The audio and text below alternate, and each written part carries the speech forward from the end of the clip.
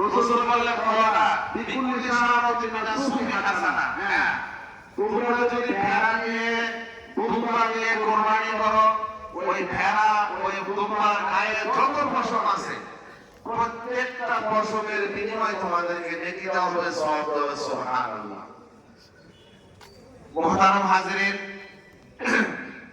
অনেক হাদিসে রাসূল কারীম সাল্লাল্লাহু আলাইহি ওয়াসাল্লাম থেকে বর্ণিত, মা আমিলা ইবনে আদম মিন আমালি ইয়াওমান নাহরি আহাব্বা ইলাল্লাহি মিন ইহরাকিদ দাম ওয়া ইন্নাহু লা ইয়াতি ইয়াওমাল কিয়ামাতি বিকুরুনিহা ওয়া আশারিহা ওয়া আজলাফিহা ওয়া ইন্নাদ দামা লা ইয়াকু মিনাল্লাহি বিমাকানিন ক্বাবলা আইয়াকা ফিল আরদি ফাতিবু বিহা নাফসা।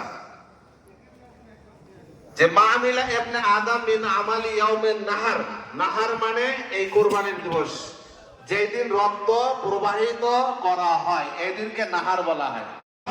সম্ভব না, তাহলে চাই কি আল্লাহ আমাদের কাছ থেকে চানটা কি?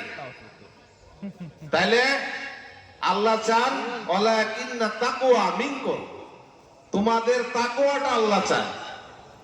তোমরা কোন মন নিয়ে, কোন হৃদয় নিয়ে, কতটুক আন্তরিকতা নিয়ে তোমরা কুরবানি করতেছো, এই জিনিসটা আল্লাহ চান।